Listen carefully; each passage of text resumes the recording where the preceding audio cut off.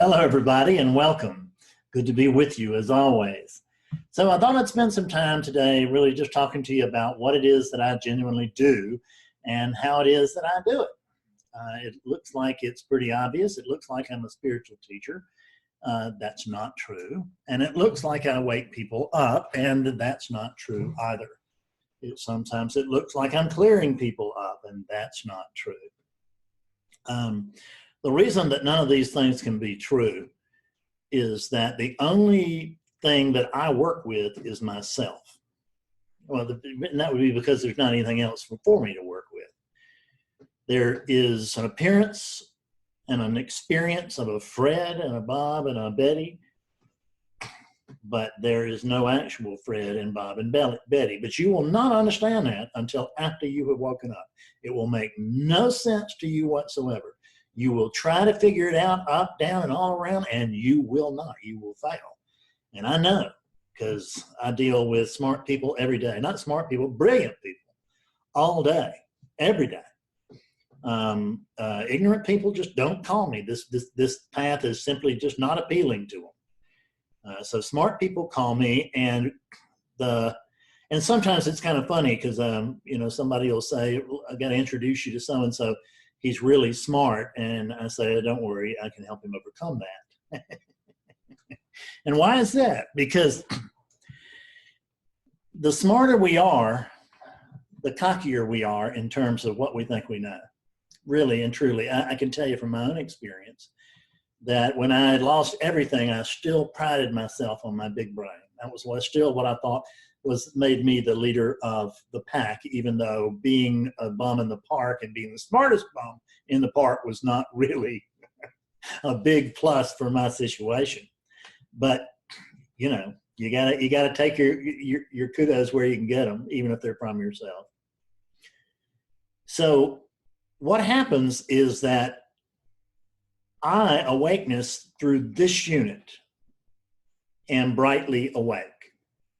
I know who I am, and I know what I am, and I'm completely accepting of that.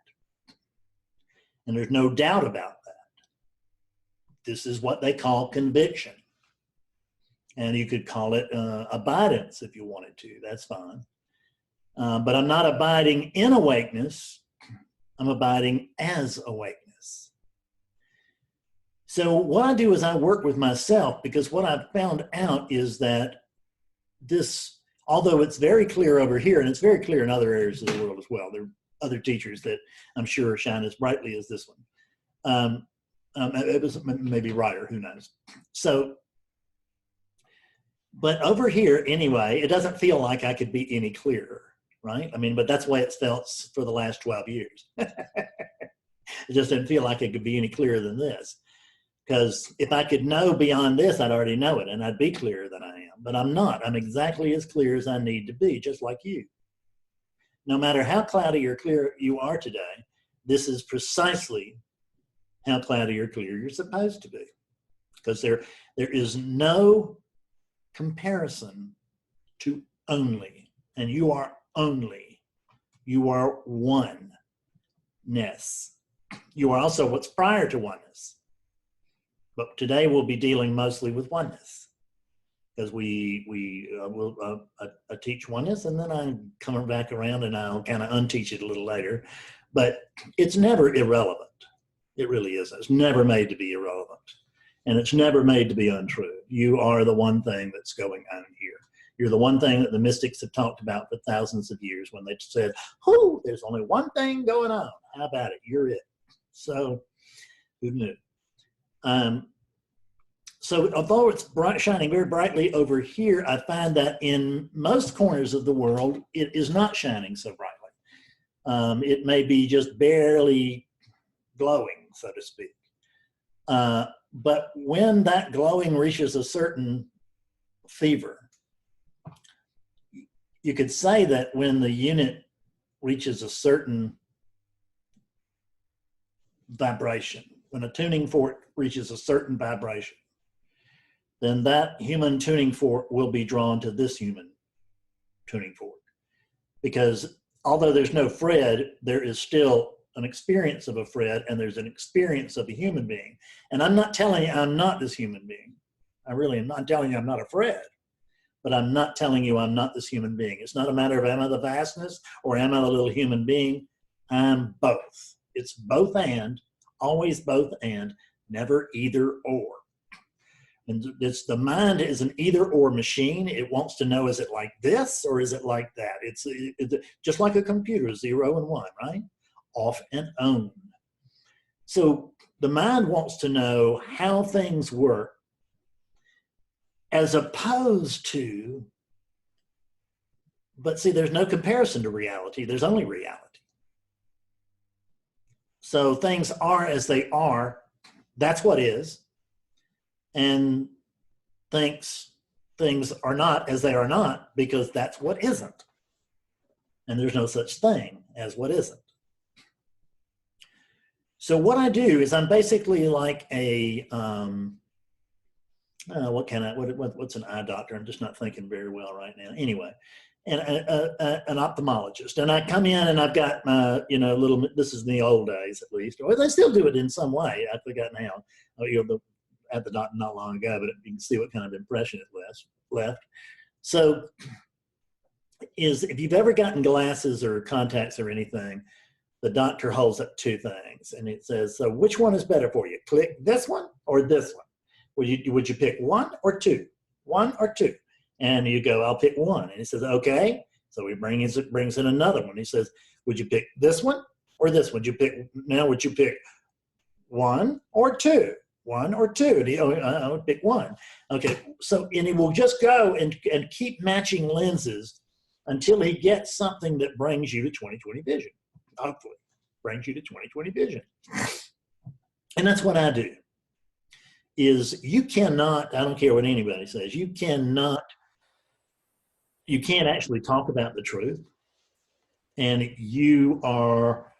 and that which is true is actually prior to language, so we can't really speak of the truth. We can't speak of the truth. We can't speak about the truth, but we can speak to the truth. And that's what I'm doing here, is I'm speaking to myself, whether the unit that's watching this video is aware of it or not. It makes no difference whether the unit is aware or not, because it's a hammer. And the hammer doesn't have to give its approval in order to build a house. It just bam, bam, bam, bam, bam, bam, bam. Oh, I hate this house. I hate this house. It still hammers. I love this house. I love this house. It still hammers. That's what this is. This is actually a hammer. And this particular hammer happens to love the house. And so it's fully game to be used in any way possible. But it used to be that it didn't really consider itself a tool. It considered itself a carpenter. And as the carpenter, I thought that I was designing the house and building the house and doing this, but really I'm just here to hammer nails. And all the heavy work is really, it's out of my pay grade. All that's done for me. All I have to do is, all I have to really do is absolutely nothing. But that can sometimes be the hardest thing to do. Very often you will find it's the hardest thing to do, is to do absolutely nothing, even though very often it is the wisest course. So what I really do is I take these brilliant people and I dumb them down so they can see the obvious, that there's nothing but this. Can you find anything other than this?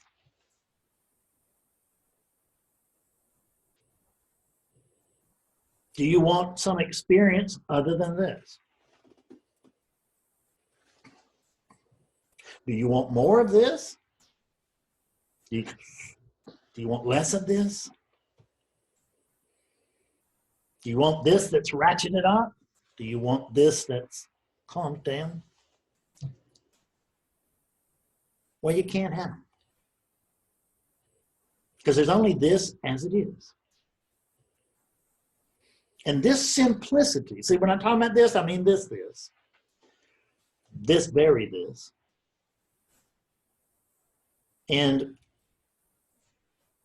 the simplicity of this thing is the reason that all of these brainiacs that call me don't already get it. Because big brains are wonderful things. I've already confessed that I was proud of mine, or still proud of mine. I'm not, not because I own it, but just because, I'm pleased with it. Let's put it that way.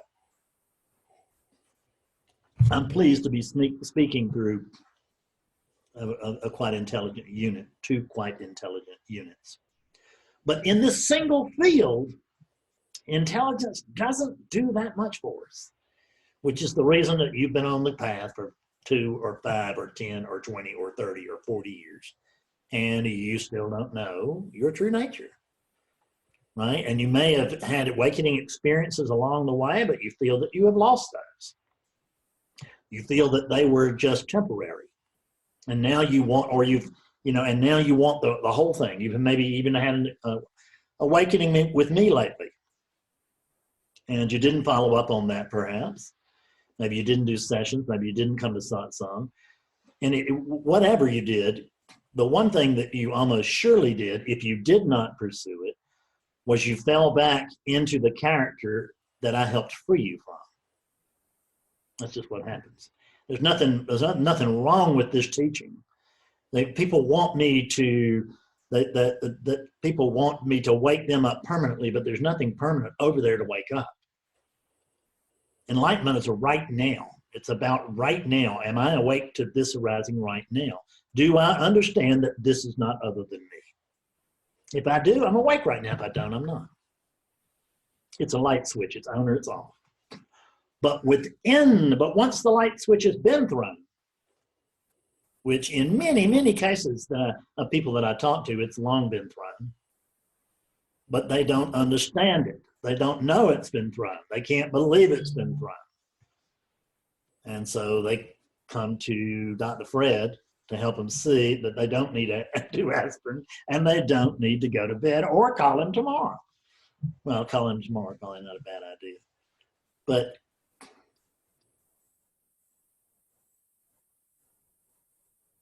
when I work only with myself, and you can see how that would be a big advantage, because when I'm working with myself, then all I have to do is clear up a little confusion over there. Not that hard. All I can tell you is not that hard now. I don't know. I can't speak for history. I can't speak for 6,000 years of spirituality or whatever, longer than that, really. But I can't speak to this, to any of that. What I can speak about is right now, right here. And it's just not that hard to wake up. I help people do it virtually every day. And I've been doing this day in, day out, week in, week out, month in, month out, year in, year out for quite a number. Well, this is 6 years, right? That's long enough to expose me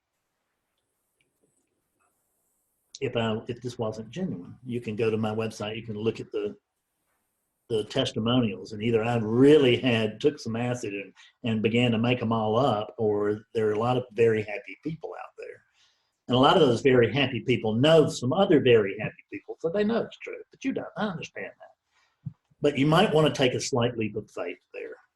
Only if you're having troubles, only if you don't know who you are. If you already know who you are, then you're welcome to come to satsang and continue the present knowing of what you are to help you with that.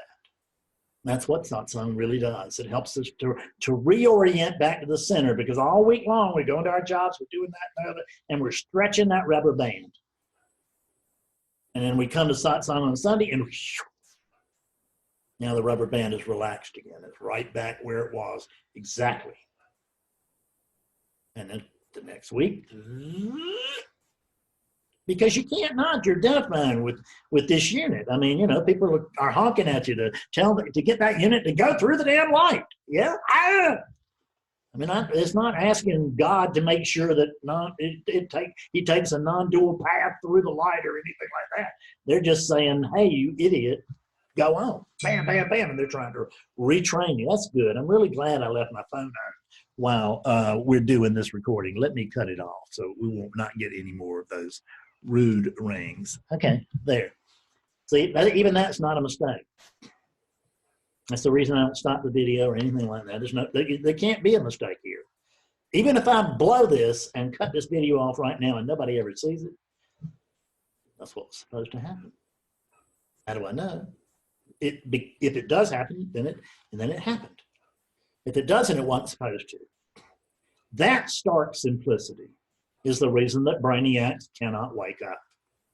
They cannot see the obvious truth. I worked with a guy last week, and a very pleasant guy, but a good sense of humor, which is very rare that I miss a good sense of humor. There was an air of seriousness there about himself, because he's very impressed with his big brain.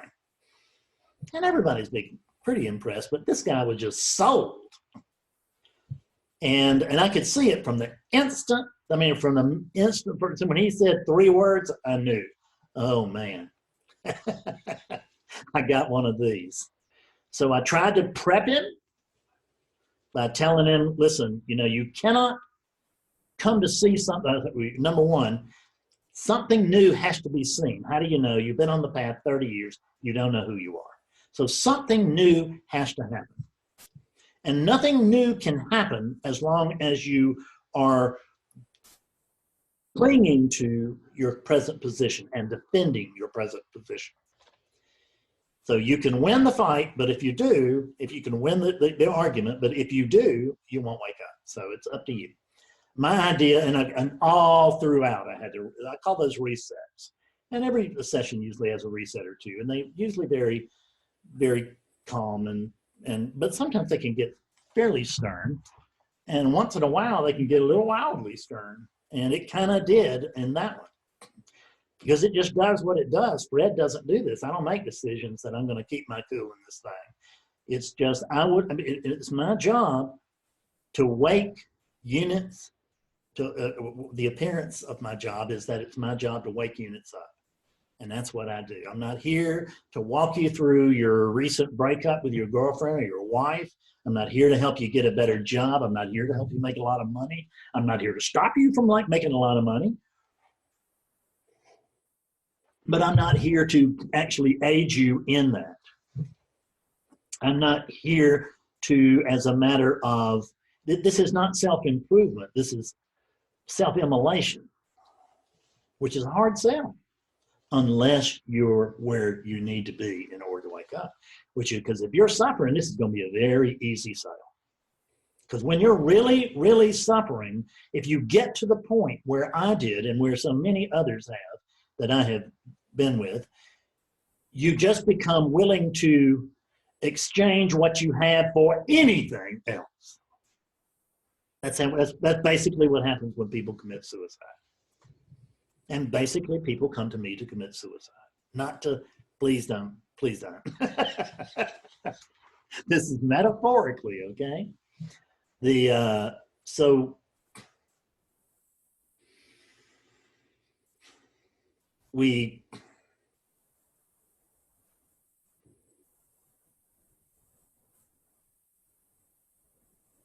come here almost always because of suffering. Now, because that's me over there suffering, I have tremendous compassion and I have tremendous patience. I really do. I never had any patience, but I do have patience now. It can wear out if I see a unit that's just basically actively resisting me, which is what I saw with this guy. I mean, it's not that he was doing it. There's no one there. It's oneness' call, but I'm just like, oneness, put up or shut up, right? If you come see me, be prepared to wake up. And if you're not prepared to wake up, don't come see me. That's Fred's preference. But that ain't the way things go, see, because I'm not making the calls. Oneness is making the calls. And I guess from the oneness perspective, what could be more thrilling than to, meet with Fred Davis and not wake up? This is the guy that wakes everybody up. But he's not going to wake me up. He can't get me. He can't fool me. And, and if you come in like that, you're right. I'm always. But fortunately, you're a very, very small minority. But an awakening session is a place, well, it's the same thing with the clarity session, but on a less amped up level is it's just a safe place to tell yourself the truth, which is that you're the same thing I am. We are the one awakeness. Can you find anything outside of awareness right now? Can you really? Could you ever find anything outside of awareness? Could you? I mean, wouldn't you have to be aware of it to find it? There's nothing outside of awareness. In the absence of awareness, there is no thing. And there's with awareness, in the state of consciousness, which means there's a unit around. It doesn't have to be a human unit; it can be any unit. But there's a sentient being somewhere, or it actually doesn't have to be a sentient being. It could be a tree, but I don't understand the language, so trees don't look sentient to me. And I wished, I mean, I was so sensitive that I would feel all that stuff, and that I could talk to the birds and everything too. But I can't do that either.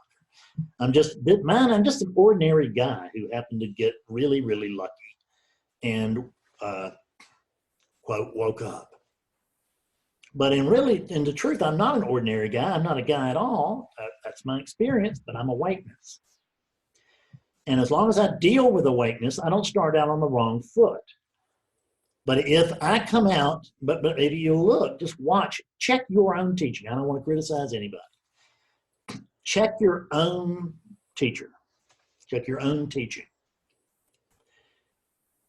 If that unit is coming out as the awakened unit, going to help the awakened wonder, going to help these poor dumb units, or these poor backwards units, or these poor struggling units come to awakening, get out of the room. Can't happen. You may wake up in spite of that teaching, but you won't wake up because of it. Awakeness can only wake up awakeness. These units don't wake up. And you just won't know what this means until after you wake up. But I want to tell you this so that in post-awakening, there are lots and lots of pointers that we use to help people wake up that make absolutely no sense until you're awake, right? I mean, just like the truth that you've been looking for is actually closer than close. I knew that was bullshit the first time I heard it, and it's not. But I'm not going to try to explain it to you because you won't understand it unless you're already awake. And if you're already awake, you're just, sitting over there going, man, I love this. This guy's telling the truth. He's telling things like I see it. I know that that's true because I talk to people every day who tell me I found you on YouTube, and I could just hear you. I could just hear. I was like, bam, I could just hear you. And I've had people who just this far into the video or on the phone, or not on the phone, but on the internet trying to get me.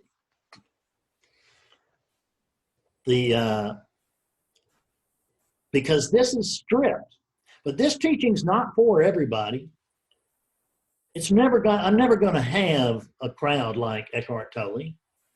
I'm never going to have a crowd like Rupert Spira. I'm never going to have a crowd like Ajish Shanti or Byron Katie or some of these people. This teaching is too stripped away for that. You miss it. I'm happy to make it available to those groups, but there won't be any takers because you won't be able to hear it. Not until you're ready. Doesn't mean that you can't see this. I mean, I've helped people wake up who had never heard the word non-duality. So it's not like you got to have an education to get this thing. But you have to be ready. There has to be an openness so that you're not actually crowding me out before I can get in. A little Red Bull, which powers this teaching. I do have an addiction. It is Red Bull, and I'm not looking to get rid of it. And I know that live with it. Nisargadatta smoked. So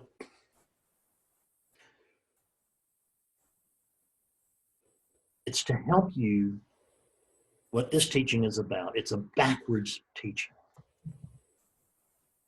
Because the problem is that most everybody You watch it. Just check your own teaching. I'm not, just check what's going on in your world. But the great majority of teachings will start you out at the bottom of the staircase, and they're going to move you up one step at a time, clearing you all the way. They'll give you support. This is actually a part of a vision that I saw when the living method was brought to me, or sent to me, or sent to this, when it started coming through this thing, whatever you want to say. They're going to move you up step by step by step by step. They're going to do it with love. They're going to do it with support. They're going to do it with their literature. They're going to do it with their opinions about their literature. They're going to do it with, and they're going to do it with practices, whether they're praying and meditation and bowing and scraping and just any singing and dancing, whatever method reaches you. They'll give you choices usually. But the idea is that due to this collection of helpers, due to this collection of aids and the helpful folks who are handing them to you and their helpful guidance all along the way, they're going to move you up that staircase one step at a time, so you get clearer and clearer and clearer and clearer and clearer until finally you get to the landing where enlightenment lives, right? It is clear, clear, clear, clear, clear, boom. But when I had my vision, what I noticed was that I was at the top of that stairwell and I was looking down and I saw all the pilgrims, a little creepy. I saw all the pilgrims from all the traditions coming up the staircase, coming up doing like this, coming up the staircase and trying to reach the landing where I was standing.